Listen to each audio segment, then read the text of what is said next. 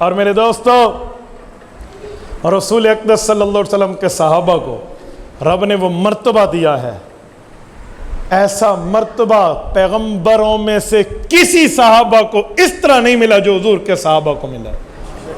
کیوں؟ پیغمبر کے صحابہ میں ایک شخص موجود ہے جس کا نام افضل البشر بعد الانبیاء ہے۔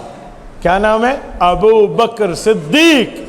کون ہے؟ رضی اللہ عنہ، جو پیغمبر علیہ السلام کے بعد، تمام انبیاء کے بعد اس دھرتی پر تمام مخلوق میں سب سے افضل ہے۔ ایسا امت موسیٰ علیہ السلام میں کوئی نہیں، ایسا امت عیسیٰ علیہ السلام میں کوئی نہیں، امت ابراہیم و اسماعیل و یعقوب و زکریا و یوسف و دانیال نبی میں کوئی نہیں ہے۔ امتوں میں ایسا شخص جو پوری امت میں انبیاء کے بعد سب سے افضل ہو، وہ ابو بکر صدیق ہے۔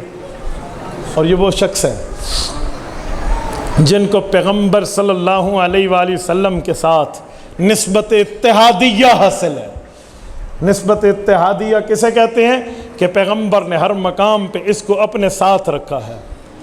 اعلان نبوت سے لے کر وفات حسرت آیات تک، پیغمبر اسلام کے پردہ فرمانے تک، کسی ایک موقع پر، کسی ایک لمحے پر، کسی ایک وقت پر، کسی ایک جنگ کے وقت میں، حالت امن میں، نمازوں کے وقت میں، دن کے معاملات میں، فیصلے کے وقت میں، معاہدے کے وقت میں، دن رات کے معاملات، اہم ترین مہمات میں ابو بکر پیغمبر کی ذات سے پیچھے نہیں ہے، بالکل نہیں۔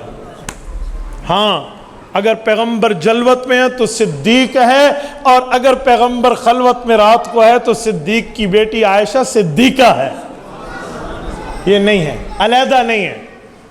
اس جیسی شخصیت تو کسی امت میں نہیں ہے۔ یہ ابو بکر صدیق رضی اللہ عنہ اللہ نے ہمیں دیا ہے۔ تو حضور پاک کے صحابہ کا مقام اور مرتبہ تو بہت بڑا۔ کوئی اگر صحابہ کے بارے میں کہہ دے کہ ان میں محبتیں نہیں تھیں، انہیں کہنا آپ جو بولتے ہو حروف تہجی سے بولتے ہو، الف با تا سا جیم دال اکٹھا کر کے بولتے ہیں۔ خلفائے راشدین میں ابو بکر صدیق پہلے صحابی ہیں، حضرت علی المرتضیٰ چوتھے خلیفہ ہیں۔ ابو بکر کس لفظ سے شروع ہوتا ہے؟ الف سے، اور علی کس پہ ختم ہوتا ہے؟ یا پہ۔ حروف تہجی رب نے یہیں بند کر کے رکھ دی۔ حضرت ابو بکر کا اصل نام کیا ہے؟ عبداللہ بن ابی قحافہ بن عثمان۔ توجہ رکھنا، عبداللہ ابو بکر کا اوریجنل نیم ہے، اصل نام ہے۔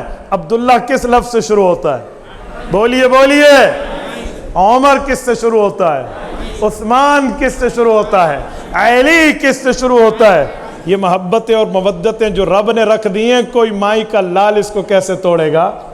کون اسے ختم کر کے دکھائے گا؟ صحابہ کرام رضی اللہ عنہ مجمعین۔ اور سنیے، جمعہ کے خطبے میں آپ ایک حدیث پاک سنتے ہیں۔ حضور پاک نے فرمایا خیر القرون قرنی، میرا زمانہ بہت بہتر ہے۔ اب قرنی میں 4 لفظ ہیں، قاف ہے، را ہے، نون ہے اور یا ہے۔ خلفائے راشدین میں حضرت ابو بکر، عمر، عثمان، علی سے آخر دیکھے نا تو یہ چاروں لفظ صحابہ کے ناموں کے آخر میں موجود ہے۔ قرنی کی کاف صدیق کے آخر میں ہے، کرنی کی را عمر کے آخر میں ہے، کرنی کا نون عثمان کے آخر میں ہے، کرنی کا یا علی المرتضیٰ کے آخر میں۔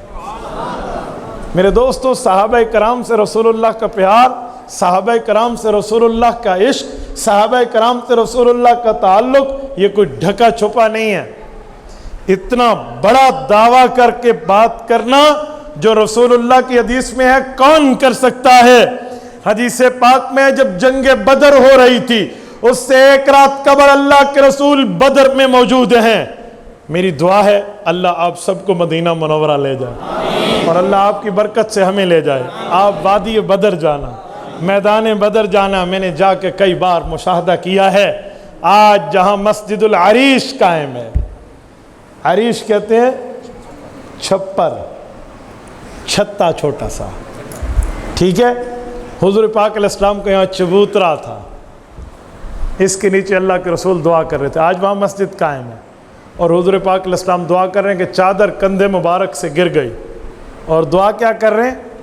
اللہم ان تہلک ہذہ العصابہ لا تعبد فی الارض۔ میرے مولا، یہ میری محنت 313 لے کر آیا ہوں، آج اگر یہ مارے گئے، تیری زمین میں تیری عبادت کون کرے گا؟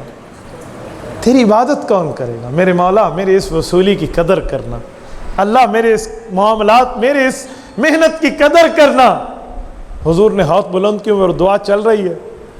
ابو بکر صدیق تھے جو پیچھے گئے اور اللہ کے رسول کے کندھے مبارک سے چمٹ کے عرض کرنے لگے، یا رسول اللہ، رب آپ کے ہاتھ خالی نہیں لوٹائے گا، آپ کے ہاتھ خالی نہیں لوٹیں گے، آپ دل بڑا کیجئے۔ دعائیں قبول ہو گئی اور خدا کی قسم قبول ہوئی۔ علامہ اقبال رحمہ اللہ نے اسی کا نقشہ کھینچ کے فرمایا ہے، فضائے بدر پیدا کر فرشتے تیری نصرت کو اتر سکتے ہیں گردوں سے قطار اندر قطار اب بھی۔ ایسے تو بخمسۃ آلاف من الملائکہ بثلاثۃ آلاف من الملائکہ کا اعلان نہیں ہے بھائی، کسی کے لیے ایک فرشتہ تو بڑی بات ہے، یہاں صحابہ کے لیے 3 سے 5 ہزار فرشتے اترنے کی بات ہے، اور جن فرشتوں کو اتارا ان کو ٹریننگ بھی اللہ نے دی۔ وہ ٹریننگ قرآن کریم میں لکھی ہوئی ہے، وہ تربیت، جنگی تربیت قرآن کریم کی آیات میں موجود ہے۔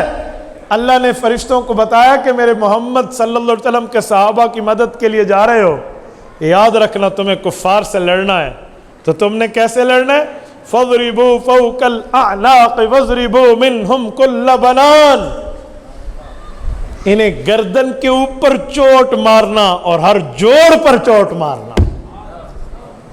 فَضْرِبُوا فَوْقَ الْأَعْنَاقِ وَضْرِبُوا مِنْهُمْ كُلَّ بَنَانٍ میں رب نے تربیت فرشتوں کو دی ہے۔ تو میرے دوستو یہ بات ذہن میں رکھنا کہ صحابہ کرام تو وہ ہیں جن کے لیے آسمان کا فرشتہ بھی اوپر سے اتر کے آئے، تو یہ وہ ہیں جو ان سے بھی افضل ہیں، ان سے بھی درجہ رکھتے ہیں۔